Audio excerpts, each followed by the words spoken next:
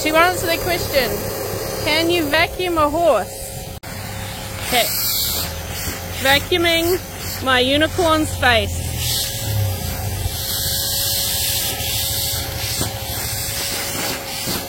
They'll even let me vacuum up here.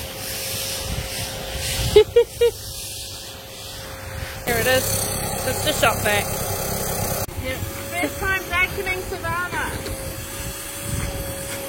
See all this mud up here? Yep. Yeah. So we're going to go and get it out with a vacuum. And you can attach a brush to it, which is really nice. Look at that. Look at Look that. how quickly that was. Look. Now this horse is very hairy on his face.